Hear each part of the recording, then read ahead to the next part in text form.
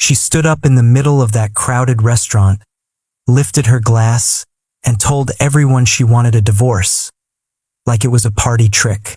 They all expected me to crumble, to beg, to make a scene. Instead, I pushed my chair back, looked her straight in the eye, and said one word that made the whole table freeze. And that was the moment everything in her world started collapsing. Before we begin, don't forget to subscribe, hit like, and drop a comment. This one, you're not going to want to miss. It was my wife's birthday, and she insisted we celebrate at a fancy steakhouse downtown. Something she'd never cared for before. Normally, Melissa said those places were overpriced nonsense. But that night she was glowing, practically floating as we stepped into Hawthorne Prime. The place smelled of charred ribeye and overpriced truffle butter. Every table sparkled like someone had polished it for a magazine shoot. Her crew was already there. Madison with her flawless blowout and that permanently satisfied smirk. Kelly clutching a designer purse that could pay someone's rent. And Tessa, the queen of stirring chaos just to see who set on fire first. All three were practically vibrating with anticipation, giggling, exchanging glances, whispering behind menus. I kissed Melissa's cheek, pulled out her chair, and tried to settle into the evening. I wasn't expecting fireworks. I was expecting steak. I checked a few work emails while they chattered about influencer drama and home decor trends. Everything seemed almost normal, until Melissa put down her fork and fixed me with a look sharp enough to slice through the tablecloth. The chatter faded. Even the clinking of glasses around us seemed to stop. "I've been thinking," she said, her voice carrying way too far. "And I don't think this marriage is working anymore." There it was. Loud, theatrical, designed to draw eyes. And it worked. Heads turned. Someone at a nearby table even gasped. Her friends leaned in like they were watching the climax of a soap opera. "I want a divorce," she added, crisp and smug, as if placing her dessert order. For a second, I scanned her face, trying to read what this performance was supposed to accomplish. Her expression wasn't sad or scared. It was expectant, like she was waiting for her grand moment. The breakdown, the desperation, the begging. Instead, I quietly set down my knife and took a slow sip of my beer. "Okay," I said. The word landed like a brick dropped into a pond. Dead silence. Melissa blinked, confused, thrown off script. "Okay," she repeated, her voice rising, cracking just barely. "That's all you have to say?" I pulled out my wallet, laid $60 on the table, and stood up. "If you want a divorce, we'll get one. But I'm not participating in whatever this is." I gestured calmly toward the audience she'd gathered. "Enjoy your evening." Their faces were priceless, wide-eyed, slack-jawed, like someone had cut the power to their little theater. That I walked out without looking back. No yelling, no scene, no second thoughts. Outside, the cold air felt cleaner than anything I'd breathed in months. When I got home, I poured myself a real drink and let my phone buzz itself into exhaustion. Texts, calls, voicemails, they came in waves.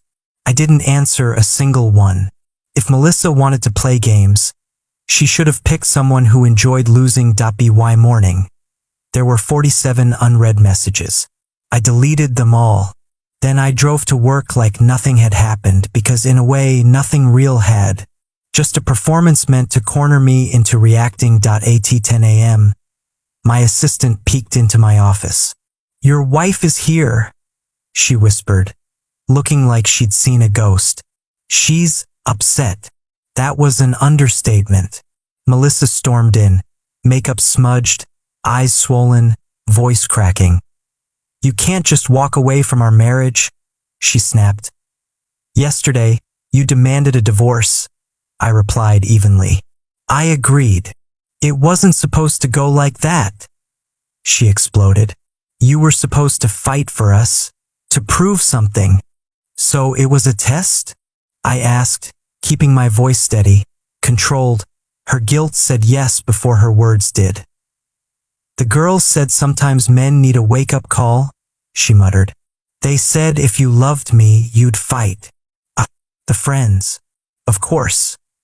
So, I said, leaning back, Madison Kelly and Tessa helped script this little show? They were trying to help, she insisted, but her voice had lost its shine as I stood, walked to the window, and watched her crookedly parked car like it was a metaphor. You humiliated me in public, I said, to see how I'd react. Melissa's tears used to break me. Now they just felt familiar, predictable, unconvincing. I made a mistake, she whispered. We can forget it. No, I said calmly, because now I know exactly how you solve problems. Her lip trembled. She reached for my hand. I didn't let her touch me. I contacted a lawyer this morning. Her breath hitched. She stared at me like the floor had disappeared. You're being cruel, she whispered. I'm being honest, I said. There's a difference. She finally left, slamming the door hard enough to make the wall tremble, while I picked up the phone and finished the call to my attorney. For the first time in months, everything felt clear, and I had absolutely no idea just how far the fallout of her little test would reach. 2 months into the divorce process, I stopped by a small deli near my office for a quick lunch. I was just grabbing a sandwich when I spotted Madison sitting alone in a corner booth. Mascara streaked down her cheeks, phone in her hand, staring into nothing like someone had unplugged her from reality. Madison, who had been smirking the loudest during that birthday ambush. Madison, who had been practically vibrating with excitement waiting for my reaction that night. I could have walked past her. Honestly, I almost did. But something in her expression, shock, regret, maybe recognition, made me pause. Rough day, I asked casually. She looked up, startled, and tried wiping her face like that would erase what I'd already seen. Mark moved out, she whispered. Mark, her husband of 6 years. A good guy, solid, the kind of man who helped neighbors move without being asked, who coached youth baseball during summers. I sat down, my sandwich still in hand. What happened? She swallowed hard. He found out about the birthday stunt. That word hung between us like smoke. Hope told Kelly. Kelly told me. And I stupidly mentioned it to Mark, thinking he'd laugh or say you overreacted. Her voice cracked. Instead, he asked me why I would ever encourage someone to do something so cruel. I stayed quiet, letting her talk. Then he asked me how many times I'd manipulated him just to see his reaction. Her face collapsed. And I didn't have an answer.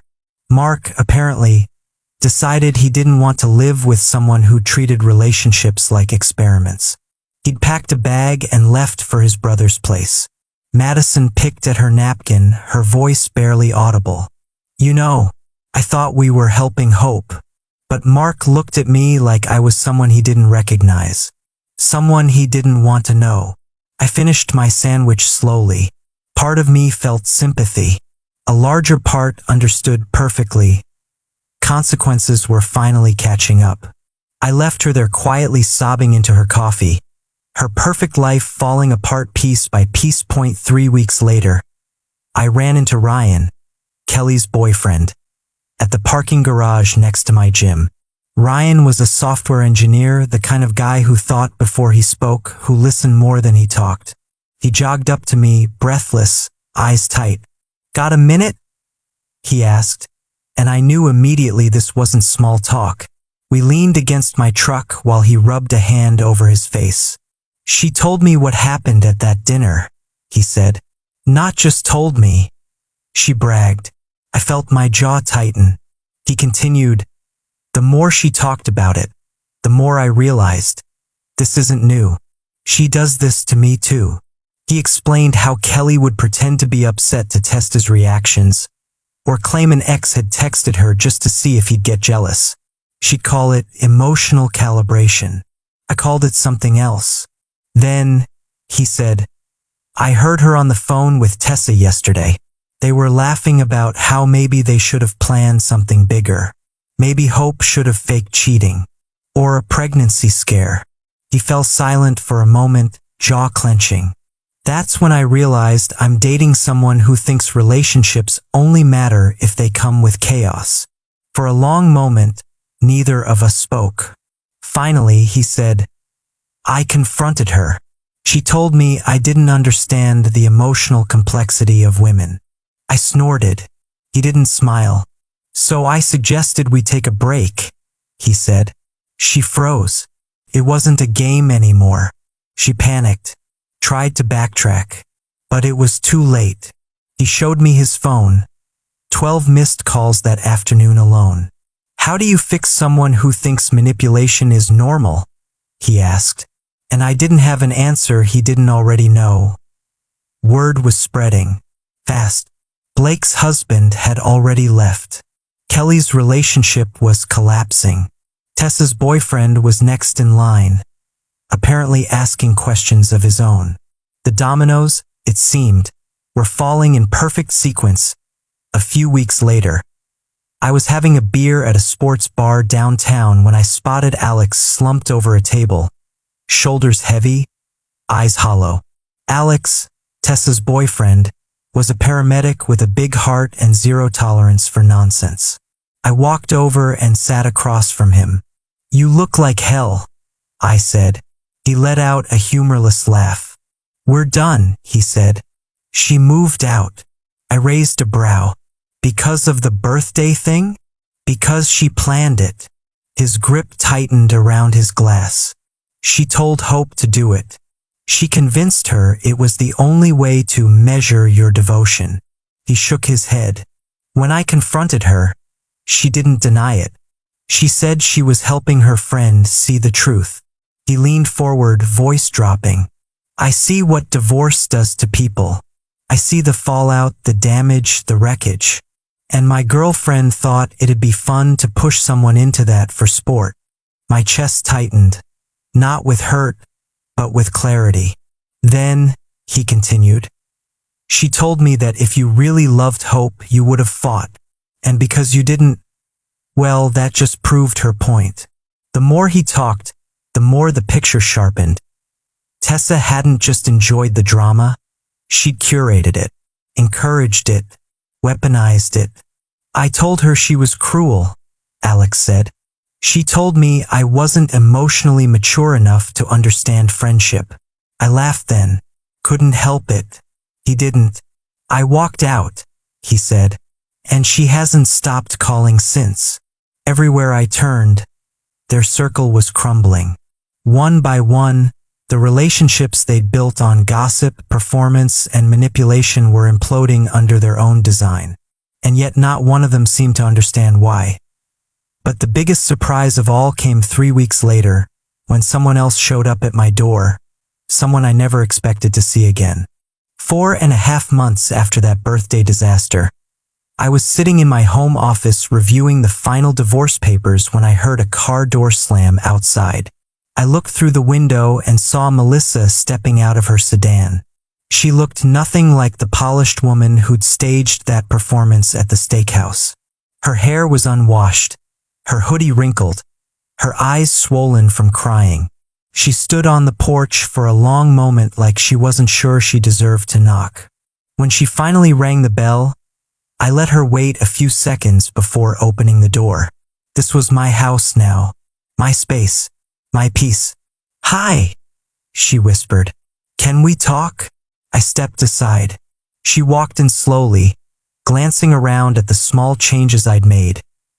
New pictures, a different rug, things she'd never seen before. It must have felt like walking into someone else's life. I made us coffee mostly out of habit, and she sat at the breakfast bar where we used to start every morning together. Everything's falling apart, she said finally, voice tight. Mark and Madison finalized their divorce last week. Kelly can't get Ryan to speak to her. And Tessa, she hesitated. Tessa has a restraining order now.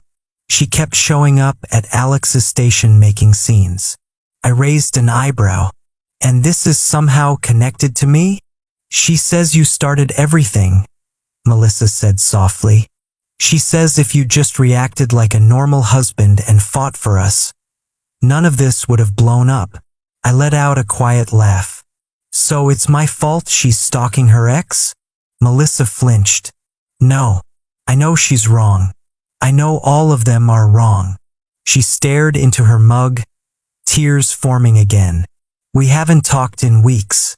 Every conversation turns into blame. They're all losing something, and none of them know how to live without the drama. And you? I asked. What are you losing? Everything, she whispered. I lost my marriage. I lost my friends. I lost who I thought I was. She wiped her eyes with a trembling hand. You know what the worst part is? I listened to them because they made it sound exciting. Like love needed theatrics. Like a calm marriage meant something was missing. She took a shaky breath. But living without you these past months, I realized something. You showed your love quietly, every day, in ways they never understood. She looked up, desperate, searching my face for something I no longer had. I was wrong. I see that now. I leaned back against the counter, studying her without anger, without affection, just clarity. So what made you finally see Paige and the others for who they are? When everything fell apart, Melissa said. When Blake called just to complain about her ex. When Kelly only wanted to talk about winning Ryan back. When Tessa insisted you failed the test. She swallowed. None of them cared how I was doing. Not really. They cared about the chaos. She set her mug down. I thought you'd at least yell at me. I thought you'd break. And when you didn't, I thought that meant you didn't love me. No, I said quietly. It meant I respected you enough to take your words seriously. Her face crumpled. I know you've moved on. I can see it. But I had to try. There's nothing left to try, I said gently. What we had died the moment you gambled with it. You wanted to see if I'd fight for you. But love isn't a performance. And I'm not a puppet. She nodded slowly, accepting what she'd known since the moment she stepped inside. I met your sister at the grocery store last week, she said. She told me you're doing well. She was polite but cold. I didn't respond. My sister has always been good at protecting what matters. She told me, Melissa continued, that I threw away a good man because it wasn't dramatic enough, because I was bored. She looked at me with raw, exhausted eyes. Is that true? Did I throw away something good because it didn't feel exciting? That's something you'll have to answer yourself, I said. But I gave you the best marriage I knew how to give. Faithful, steady, honest. If that wasn't enough, nothing ever would have been. She walked to the kitchen window, staring out at the yard where we'd once grilled burgers and talked about future children we never got around to having. I'm thinking of moving, she said. Somewhere new. I can't stay here. Everything reminds me of what I lost. A fresh start might be good for you, I said. She turned back to me, tears streaming freely now. Do you hate me? No, I said honestly. I'm disappointed, and I'm done. But I don't hate you. She nodded, shoulders shaking. I signed my papers yesterday, she said. My lawyer will send them over in the morning. The house stays with you. I don't need anything else. Thank you, I said, because there was truth in that kindness.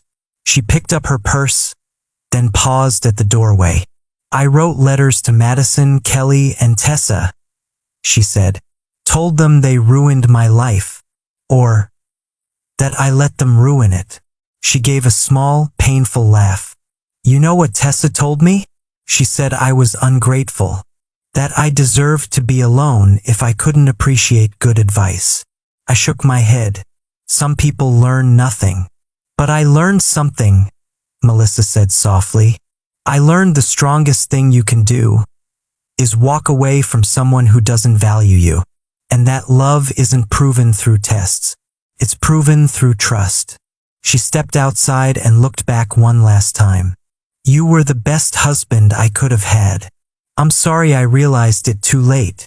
Take care, Melissa, I said. She got into her car and drove off without looking back.